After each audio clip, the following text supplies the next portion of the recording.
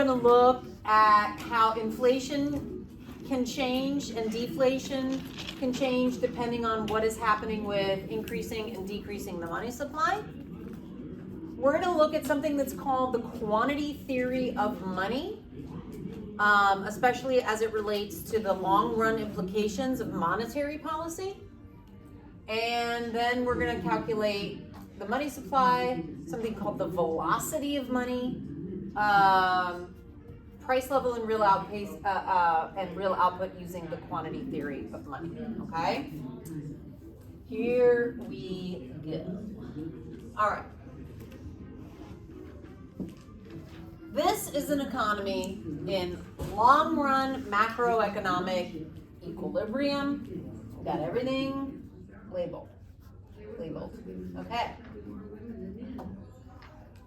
What's going to happen to this graph in the short run if the money supply is increased?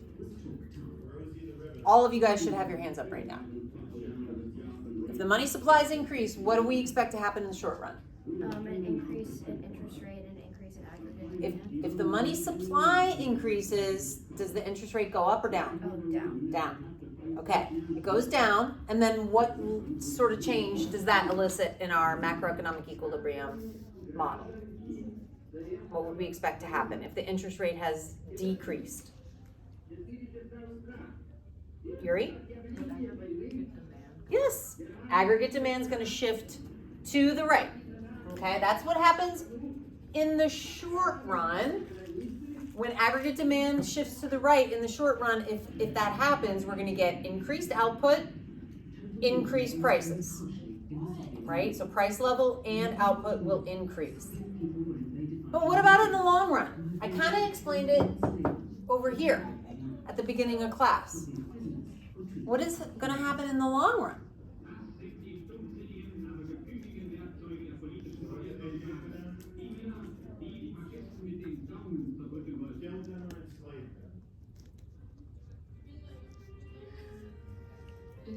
Short run aggregate supply going to decrease. Correct. And then we end up back at potential output. So the level of real GDP will be unchanged in the long run. But what will be true of the price level in the long run? It'll increase. It's going to increase. Okay? So that is something that we all need to think about. All these interest rate changes that people are talking about and getting on Jay Powell on his last nerve about, when are you going to bring interest rates back down? A long run defense of his policy of not doing it is, well, if I did that, maybe it would stimulate the economy a little bit, but it's just going to end us back where we started, but with higher prices, and then we're going to have an inflationary problem. Okay? So now we're going to go through it graphically. So here we go. All the things you said were correct about the short run, right? But then in the long run, we're back to potential output at a higher price level. So in the long run, output falls back to potential output. Okay. So according to a concept that's called money neutrality, changing the interest rate by a central bank has no real effect on the economy in the long run. Is there an argument to be made that let's say money neutrality is a concept that's true. And you may or may not agree with that, but let's just say that for the argument's sake that it is. Is there still an argument to be made that, well, the Fed should still do that anyway? Anybody? If we end up back at potential output and at a higher price level, what could an argument be that they should still use monetary policy to change things? It'll take a lot longer if you don't use monetary policy. Okay, it'll take a lot longer if we rely on the sort of like natural shifts in the business cycle to bring us back, right? So What we're trying to say is that, in other words, in the short run, there's some advantages to doing this. Okay, it can ease human suffering. It can help us avoid long run social problems that can be more expensive to fix. But ultimately, changing the money supply changes the prices of goods and services in the economy, but it's neutral in the long run. And we are experiencing that right now. The government, the Fed, stepped in with very aggressive, expansionary fiscal and monetary policies in the spring of 2020 and throughout 2020 and 21 to deal with the pandemic. But we are now experiencing the long run consequences of that. We're back to potential output, we're back to where we started before the pandemic happened, but now our price level is way higher. And we got a lot of complaints about inflation.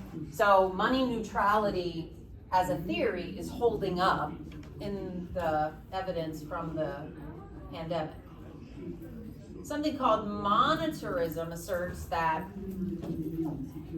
GDP grows steadily if the money supply grows steadily. So monetarists argue monetary policy is more important than fiscal. There are a lot of reasons for this. You just need to know that that is a thing, okay? And I would say that the broad consensus among macroeconomists is that that's true. Monetarists think that the money supply should be put on autopilot. What they mean by that is that we shouldn't have an activist Fed trying to manipulate the money supply or the policy rate to constantly be trying to manipulate aggregate demand, okay? Sort of a predictable formula. I think the one thing the monetarists are missing is the fact that it really does depend on what interest rates are impacting before they put the economy on some kind of autopilot. For example, housing market. Housing is a very large share of households' expenditures, and I think that if interest rates are really impacting housing prices and the inflation there's an argument against money neutrality and the monetarists. Okay.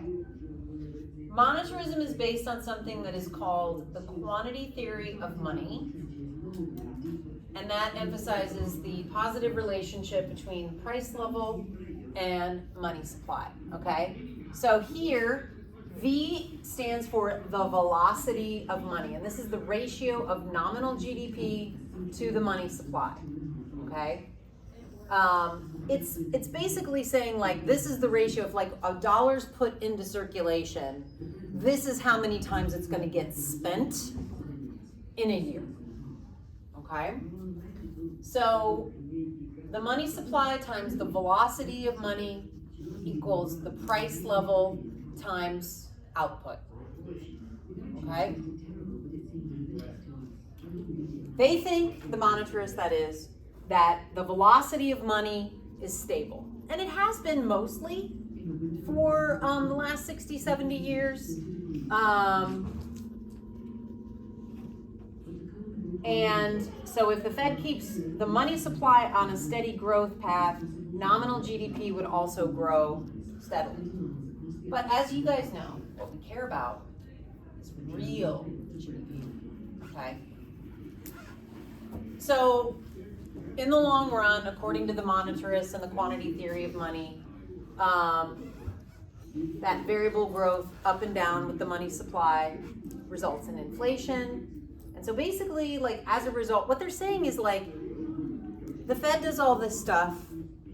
Is it really having a long run impact? They argue no, okay? Here's an example that emphasizes their point. In Turkey, a bunch of years ago, they just changed the value of their currency. They said instead of this being worth 3,000 reals or whatever their currency is called, I actually have no clue, it's worth 30. But it didn't really do anything. It just assigned a different value to a particular purchasing power. Does that make sense? Okay. All that changed was the number of zeros.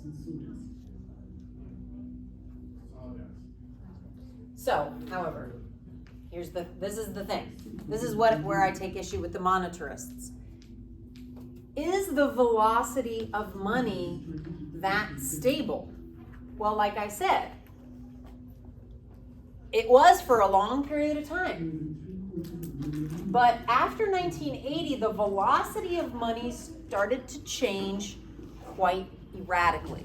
This coincides with a big change in the role of technology in increasing real GDP growth and making things cheaper overall.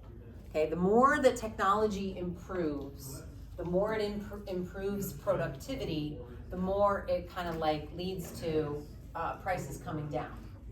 So the velocity of money held a less of a hold on things. Okay.